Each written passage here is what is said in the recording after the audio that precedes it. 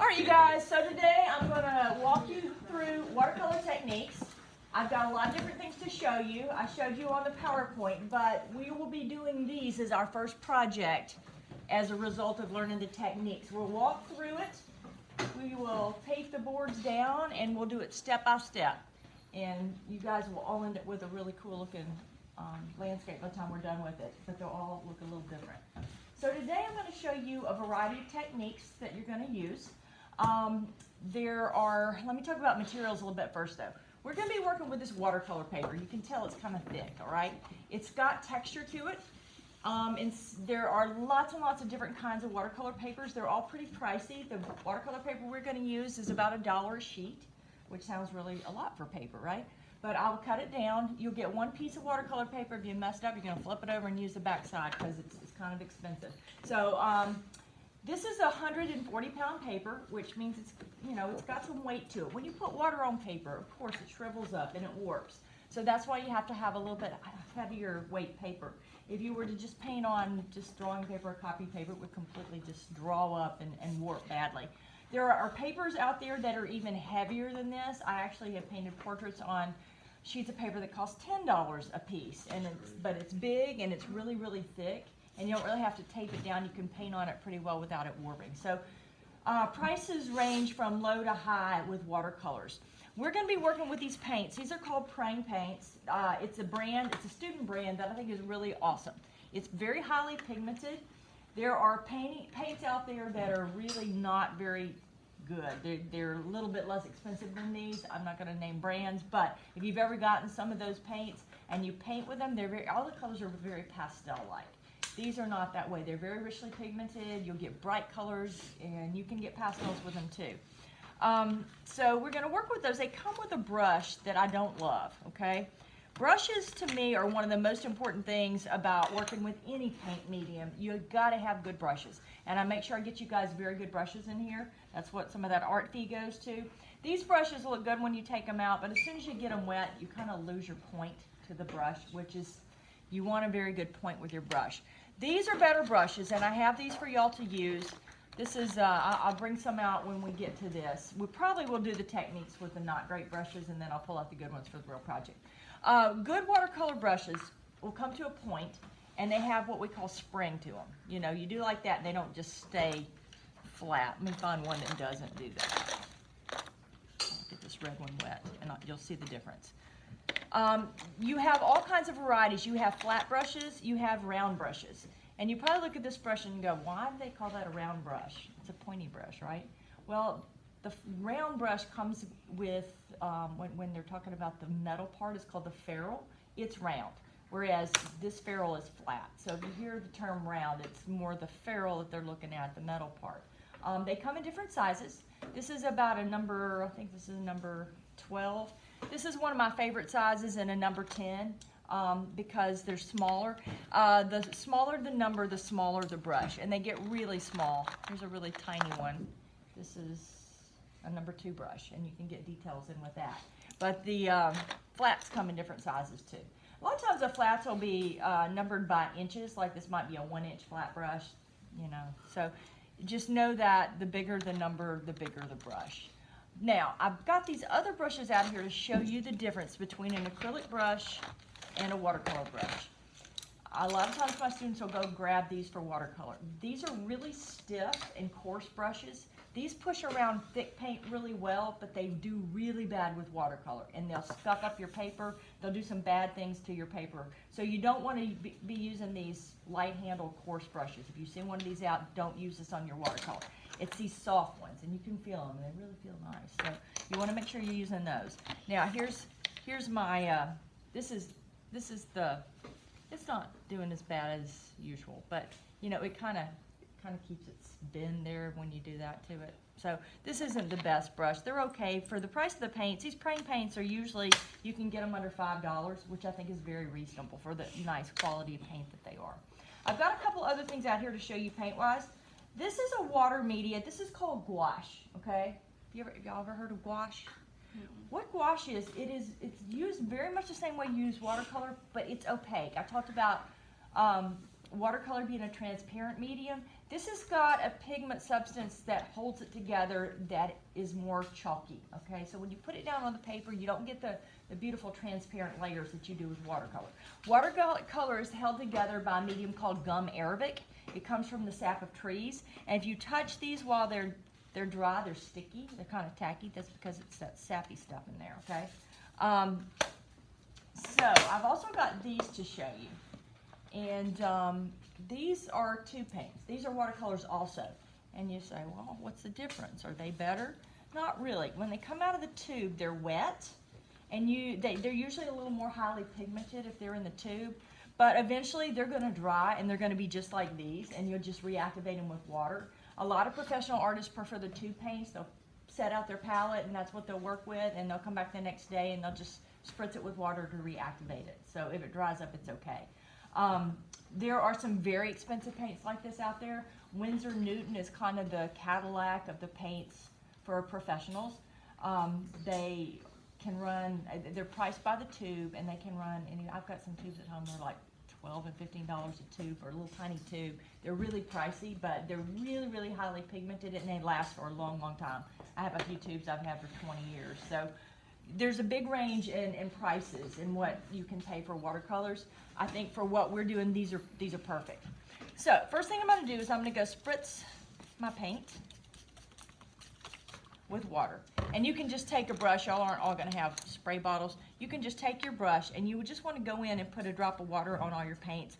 I like to do this because I hate to be in the middle of a painting and my paint be dry, and then when I go to get the paint, I have to wait a minute, and it doesn't come out the way I want it to.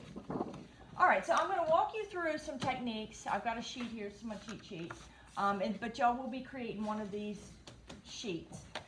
First thing I'm going to do is called a flat wash, and you can do this with a flat brush. You can do it with a regular brush, but the key to the flat wash is you want to get color put down as evenly as you can. Let's see, I'm going to go with this blue. So you start out and you put your paint down, and you go across it, and you go back across it. And it seems like it would be an easy task, but creating a space in your watercolor with no streaks is not always easy. I'm going to go take some of the water out of my brush with my paint rag and continue to go over it until I get it to where it's as streak-free as possible. So that is a flat wash, okay? And sometimes you can't get all the streaks out. All right, the next one I'm going to show you is called a graded wash. And it is where you start dark and you go light, or you could start light and go dark. So I'm going to start out with darker paint at the top, and I'm going to drag it down. And again, this can be trickier than it looks. I'm going to get rid of some of the paint, and now I'm going to go back into this, and I want it to fade to white. Now, I don't like what's going on up here. It kind of bled out a little bit, so I'm going to go with a dry brush and kind of sop some of that up. And it's a little bit hard sometimes to go back in there and make it even and make it look good, but I'm going to try. I'm getting rid of some of the paint and the water with my brush. I'm going to drag that down, get rid of some more of the paint and the water, and pull it on down into there, okay? So that's a graded wash, or gradated, you could say it either way. Can anybody think a use for a wash like this? Huh? Blending. Blending would be, yes, definitely useful for this. What else? What does that look like? Sky. Yeah, Ocean. yeah. If you're creating a sky, that would be good, okay? So that's a graded wash. Well, what'd you say? I said ocean. Ocean would be perfect too, absolutely. Ocean boy. Ocean would be good. All right, so I'm going to show you my favorite technique for watercolor. I think you'll all enjoy it. It is called the wet and wet technique, okay? This is a way to create really soft blends in the watercolor. It kind of does its own thing. I'll show you. I'm going to paint a circle of water. It's getting a little toasty in here. Would somebody turn the air up for me? Yes, I know, right? I see y'all shedding your clothes over there. Do that. Okay, All right, can y'all see that? I'm painting a circle of water, and I'm putting quite a bit of water here. Now, I'm going to go pick up some color, and I'm going to drop it in my circle of water. You see how it floats in there and does cool stuff? Now watch this. I Now watch this.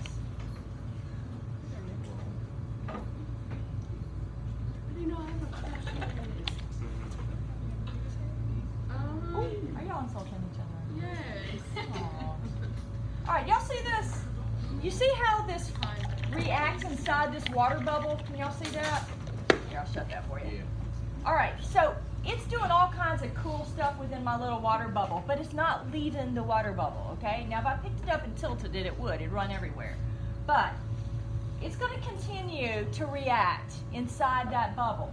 So this is a technique that you can use, and you don't always know exactly what you're going to get with it, but it's kind of fun nonetheless. I'm going to throw some yellow in there and see what kind of mixes I get. Yeah, I'll probably get a little green, a little orange going on in there. If I put it in the purple, y'all know what I'd get if I put it in the purple? Brown. Brown. Y'all are good. I must have some good art one. All right, so that's called the wet and wet technique, okay? It ends up kind of looking like tie-dye when you're finished, all right? Now, I want to show you something here. Do I have y'all's attention? Okay. So, I'm going to paint a squiggle of purple. Yes, there's my squiggle, okay? Isn't that beautiful? All right, so that was painted on dry paper. Now, I'm going to paint water down on my surface, and I'm going to paint that exact same squiggle with the exact same color. Look at the difference at what happens when I paint on wet. You can't control it, right? So this is what I was talking about. You can control what you're doing if you're painting on a dry surface. If you're painting on a wet surface, it bleeds everywhere. You might want that effect, but most likely you don't. So, guess what I have in this room to combat that? Towels and blow dryers, okay? So if you painted the sky and you want to paint a tree on top of it, rather than just have to sit there and wait, you can go blow dry the sky, and it works really well, okay? So that shows you the difference between those two things. All right, I'm gonna show y'all some fun, effects. How about that? All right. Yeah. All right, so I'm gonna write my name a couple times with a crayon. How many of you guys have done this before? What's your name? Done this technique. I have. That's fun. It's fun. I had to write my name in crayon when I ain't had no pencil. Aww.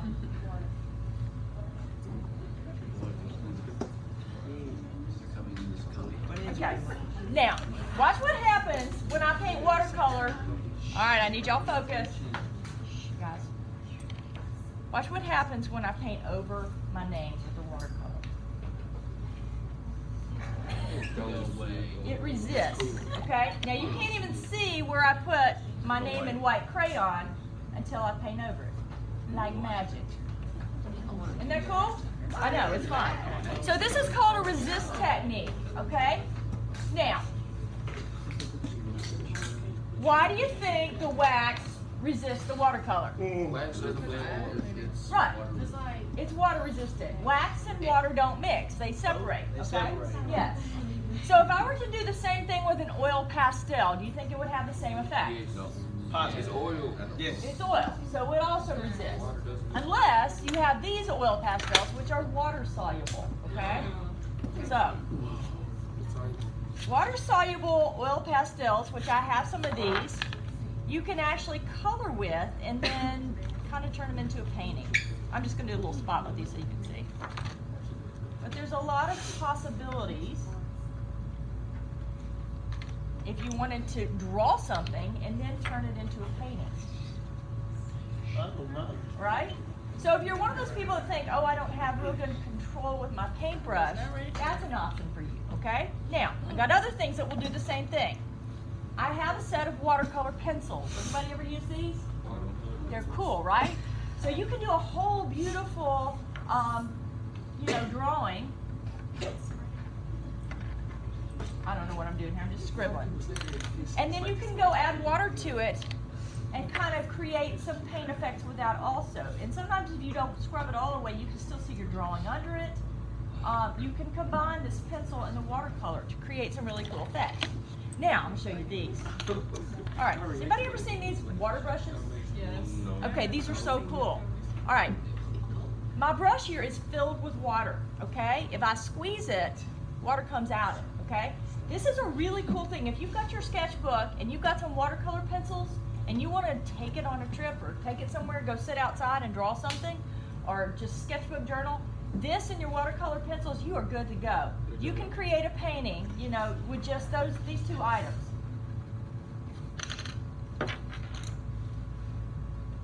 And I can turn this into a painting real quick like. Now I've got a couple different sizes here. I've got a large flat brush too.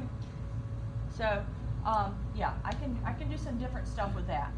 And incidentally, these watercolor pencils are inexpensive. This is Crayola brand. I don't love Crayola paint, watercolor paint, but I do like their Crayola brand pencils, and they're not pricey, and you can get a whole set of them and do some cool stuff. These are not pricey either. You can get a whole set of these for under like 10 bucks, okay? You can get like one for like under 5 bucks, which is really good for a good brush. And what I love about these, they keep an awesome point. They've got great spring, and these are just, to me, one of the best things you can buy inexpensively and do with watercolor. So anyway, you can get these at Hobby Lobby and Michael's. You can also get them online. You can get a set of them if you're interested in that kind of thing. They're very cool. All right, I'm going to show you one of my favorite mediums. And we're going to be using this in, I mentioned the fish project yesterday that we're going to be doing. I'm going to let y'all work with these. These are called Neocolors, okay? They're a French brand of, I hate to call them crayon. They're not really wax-based, but they call them crayons. They are water-soluble crayons. They're very highly pigmented. They're very expensive. This little set is a $15 set, okay? So this shows you how much I care about you guys. I bought y'all some really expensive stuff to work with, but I think you'll love it. This is, to me, it's like I can do some of the prettiest blended stuff with this medium. But then if you wanted to turn around and turn parts of it into paint, you completely could. You can blend colors. You can do the coolest stuff, and it's really, really beautiful. I'm going to show you real quick a drawing I did with the Neocolors. What I like about the Neocolors is that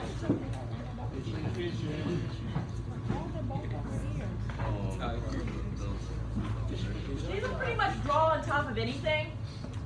So I have this wood block, and what I did is I put down some painted paper, and I put a coat of, I think I put some gel medium on top of it, and I drew this dog with the Neocolors. I didn't add any water to this, but you can get effects that look like painted things with the Neocolors. There's so many cool things you can do with these. So anyway, I'm excited to introduce y'all to the Neocolors if you've not had experience with them. Okay, so do I have y'all's focus? I feel like I've lost a few people. I need phones to go away, please. Okay, more techniques to come. Here we go. So I'm going to show you some masking techniques. All right, there's a lot of ways to preserve your whites. Remember I said you use the white of your paper? So masking tape is masking tape for a reason. It is used to mask things off. If you are ever going to put masking tape down on a piece of paper, I recommend you put it on your clothes to pick up some lint and you put it down. And what it does, it preserves your whites. Now, masking tape is a little bit crepey, and sometimes it seeps under the tape a little bit. If you don't use too much water, you've got a better chance of that not happening. But anyway, so you're going to mask off your surface. I'm going to show you one here that's already dried. You can't pull it up until it's dry, or it will just bleed under. But this is one, I hope it comes out by this one I did last year. So sometimes it stays on there a long time ago. Yeah. All right, so when you pull it up, you know, you have an area that looks like a piece of tape. Now, we're going to be taping off trees with masking tape, but I'm going to show you a technique so that it doesn't look like a piece of tape that you taped off, okay? So that's coming. Not today. I'll show you that when we actually do it. So that's one masking technique. There's another masking technique called liquid Frisket. This is Frisket. It's like a big roll of tape, okay? You can cut shapes out of this. It's like a sticker, okay? So if I wanted to cut this shape out right here, you say you love stickers? Everybody loves stickers. All right. So when we get to the candy project, this is these masking techniques are going to be really valuable to y'all because you're going to want to mask out tight in and logos for your candy. All right, so somebody was better than eyes than me. Want to separate those papers for me? See the backing off of that?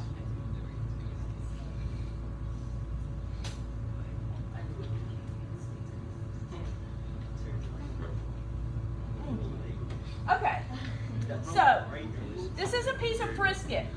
It's transparent. If I wanted to draw something and then trace it, I can see through it, so I can draw. So if I had letters I wanted to mask off, I can trace it, and then I cut it out, and then I'd stick it down. Okay, I should have done that, but anyway, so I can stick this down here. This masks things off very, very well. You have very little paint seep under this Frisket, okay? So I can paint over that, and I'll show you this one I did last year. Here's a J that I made last year, painted around it, and my sticker just pulls up, and see, it masks things off pretty well, right? Okay, so that's Frisket. Now I'm going to show you something called liquid Frisket, okay? This comes in a liquid form. It's very much like a very watered down version of rubber cement. Don't know what rubber cement's like? Okay. Yeah. So what you're going to do is you're going to paint a little of this down. I think I did some on that side. Don't want my wet and wet. I did. I painted it on this side and let it dry. If you can put some of this down, oh, well, never mind. You can put some of this down. I'll show you how it goes down.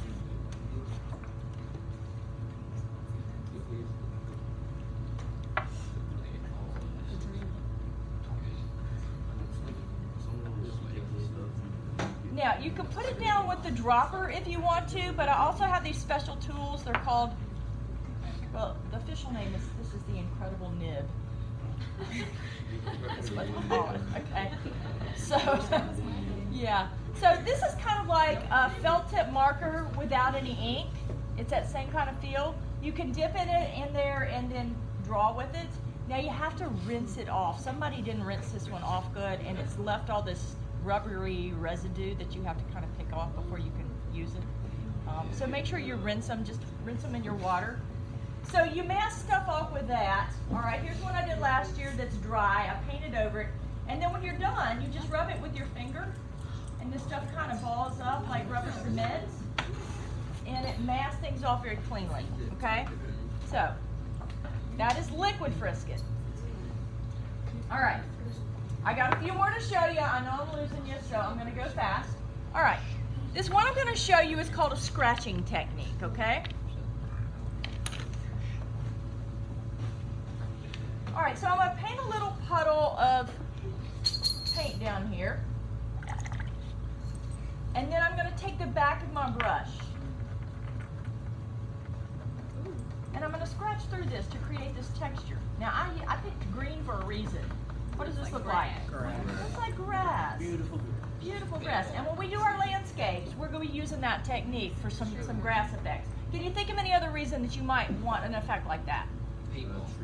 People? Paintball. Paintball. Okay, yeah, that's good. What? Whiskers, yes, and that's what I use it for all the time with my paintings and my animals is whiskers. It's a great effect for that. Okay, another one I'm going to show you, this is called stippling. I'm going to do this with a light color so it doesn't stain my hands. All right, so you're just going to kind of flick paint. And you can build up value and textures with this technique. I can make a darker area. I can also go in and add another color if I wanted to. And I can change my color. If I wanted more of a neutral, I'm adding green and orange, which are complementary. So I can do it that way. Hi. Okay, we will send her as soon as I'm done with this, okay? Here, I'll take that. Thank you. Okay, so I think I forgot a fun one. One more. Yeah, y'all gonna like this one. Thank you. Okay, so I think this is the last one I'm gonna show you today. This is one where you use salt, okay? Ordinary table salt. All right, which I have right here. No, not sea salt, just regular old fine grind table salt. So I'm gonna take the table salt and I'm gonna sprinkle it in here, okay? What happens, and then I'm gonna make a wish. So, Yeah. All right. Y'all don't do that. That was silly. Okay. So here's one that I did last year. I'm gonna rub the salt off now. You don't want to leave the salt on there because if you do and then you go paint on top of it, it gets in your brush and it will affect everything else you do and it'll ruin your paint. So if you do it, you do want to get the salt off. But what I want to show you, see the texture that you get with the salt. It gives you a really cool kind of mottled texture, all right? So, I think I've shown you everything I wanted to today. Now, did y'all know there were that many techniques with watercolor? You knew that? You knew that? Okay. Yeah, we did that like. We did that Okay. last year. Who'd you do that with?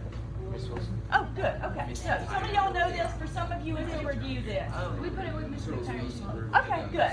All right, so tomorrow, since y'all have been familiarized with this, as a review, we're going to go hit on the techniques, or actually Tuesday when you're in here again. We'll go do these techniques and then we'll start our landscapes, right? Thursday, right? All right, today's Tuesday. I don't remember hearing about a fish. A fish You thing? know how you mentioned like the fish project? Or Yes. I don't You don't remember hearing the fish project? Maybe I mentioned it to my other class. So anyway, I'm working on an example and I'll show that to you. We're gonna do the landscape. All right, thank y'all.